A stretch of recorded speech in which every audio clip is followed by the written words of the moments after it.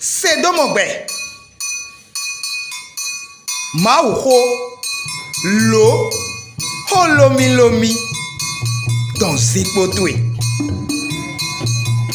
Jean y fait. Sédomongbè. Maouho flag bedi do Fongbé me. Ntogbe mi trala do kan ko elome mi me lo toro mi ebo do ko mi to si ele yo mi togbe mi do aso iwa ka mi mi de utu egbe yo no ejina kendo mi de weyin mu nda gbe yo Bienvenue. Tonu mi. Bonne arrivée. Mi kuabo. Bienvenue. Mu nda gbe yo jina kendo mi de hun ko du toro te yo ewe do egbe ko du toro te mu nda gbe ton we do egbe. Bon, mina to be o mi aro jide wenda gbe o we ma ene we eblo wenda gbe o we ba ene we blo wenda gbe o we ma ene ene le o mu eko bi ple o ko so akojije yoyo ko blo ko mado kan we ko o wenda gbe ti we ma le o ito kan de ai zende me bo e je o to ka zombo wema eyin wenda gbe ton le eyin awla mina den no koji broji wenda gbe le de ya lo wenda gbe do ko ge we de bo we mai kai wenda gbe ton le eyin ni bo e je o to ka son bo wenda gbe ti we ma le o ye ka ti ye ti mo na do nanu ku mo je mu me mi do Jesu oji Jesu o de ti gbe ni no ton po kuku ton po e na kan mi deji bo lonu ko me yo jawa mi kina mo mi mo na dire won da gbe tin we ma le o e ku si fu de tin ma o ko we ma o me bo ma o ko we ma o e tin o lo ye de le o iwe Timende eblogwen kagabo Kristu sisisen ewa ime Sédomongbè. Mi nu mano pobo wa so ye. Mi pla mi do. nu mi tun lo jire mede in Kristu bo no sin ma lo pade yo wen da gbe ti we ma lewe de tan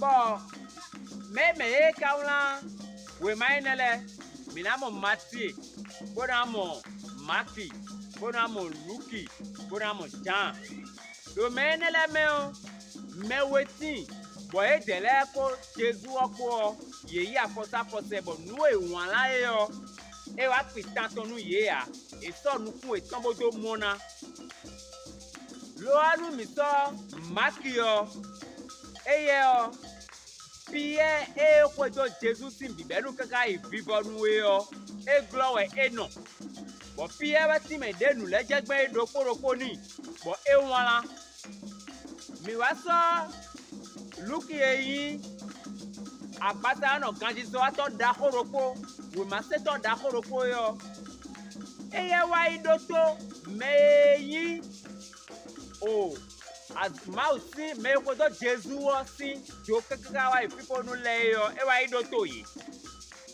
bo e ka ye doto ye ado e no wa tansian so do tanso wa to me o e wa idoto do ai ndele lo bo ako icha lo bo to ye bo ene o we eso lo bo to awla we ma to eyin we na gbe we ma bo yoro we na gbe we ma Luki won la ye Là, nous Saint-Domi, 98, 88, 98, 30. Nous y a oulé de tel kai we ma ton we na gbe we ma le ton nous y a oulé wa ilo dire mais we kan Jesu o we na gbe we ma le we de khale mi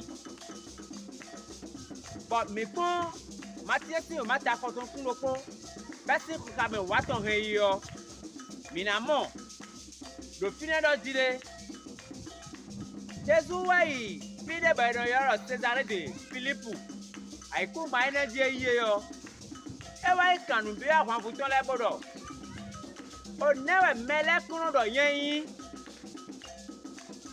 bo ye yi gbe ni bodo medeleondo ai Jean Baptiste medeleondo ai Eli Medeleono, ayi Jérémie, Medeleono, ayi Gbeido Mauton. Bon, ewa kambio ye timbodo. Mi deleo, newa yon yen kayin bo mi tun. Fiye wa de medebodo di. Ayi mesa mi do tana Mauton. Ayi me tian Mauton. Bon, me kotun. Bono ka ba ko we mala na tun ko Jésus do fine.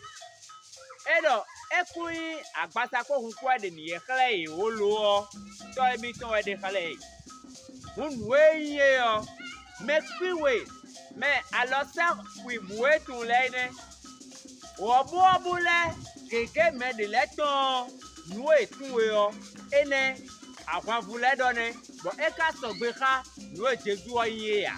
Là, nous Sédomi 98, 88, 98, 30. Sinon, mina, kenuto, o me enenele u, ora do, me enenele u la we ma o yo, me aton o ye me, o me aton enele o, e ke na jira de to di u, de e ke na jira de to di u o, nu le nde we son. Bẹ́ẹ̀ na jira de to de o, nous les aider. Nous nous comptons. Dans Kendo, we wa Jésus ton dit. Et de Jésus na wa, pour Kende dit. Nous wego, Jésus le ye aussi.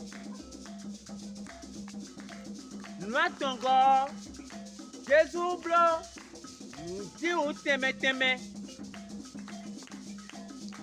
Nous, Jésus, Sodiko, David, en Tonko, Pojeton, et Rousou, nous nous mettons. Lobo, Eli, pour Moïse, Yewa, pour appeler nous finir.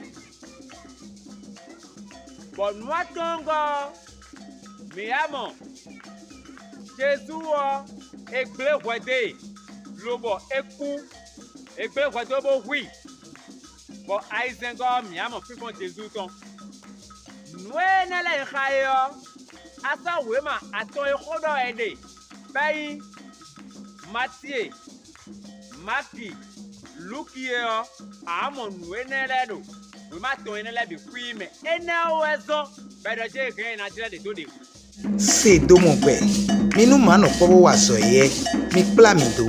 Patio mina cambio nu ya wule de teka we mala do koro koton eji. Mi so we mai Matthieu ton yo. Nu la ye ton. E wula sedo. Meton le e no yo lo jupule. Na do de kla do jide. Jésus weyi. Mesedo e na wule togu Israël ton gaye. E wayi akosu Israël togu onton. Mi ko si fine o. Mi na mo maki. O maki yo. E ya wala. We maton sedo. Roma nuwe. Nuwe do yo inowa. E makpende uwa inodo a. E wala we ma sedo e delebo de Jésus Christ. Mesento mabo ton e jora so ede do sa bodo ta menu peto le mi go si fine o mi namo Lukiyo e una we mayaton na do de khla di Jésus o e peto nu gobo Lukido Jésus o peto e bo e karo blood de buro wa Noé et de Chlaine. L'homme bien jamais, Jean de Chlade de Jésus, ma way, one Yaouli et toi, et non, nous mine. Là, nous Sédomi 98, 88, 98, 30. We ma enela e khatie a zaena bote ule yo. We de bodwe mina wa fila yo. Mina so we mala do koro ko bana wa so deji. We ma enele o na le ba plimi e yo do wenda gbe. E yi wenda gbe le a wenda gbe. Bon, mais voilà, là, yé, dodo, n'en kanu mine. Mais tu t'en mis toi, mais tu non, comme mi, donc quand il a dit là, ma bon, na dormi, do tout kegeme. So, oui, wa mi ton là, mi no ma. Bon, quand on mi ton là, non c'est. Mi sera il nous concourt moi, à Danoubaho, bosso gasso streme. Et Hodjagbe. Sédomongbè minnu ma nɔ kpɔbɔ wazɔ yɛ mi kpla mi do. Ŋlanu Sédomi 98 88 98 30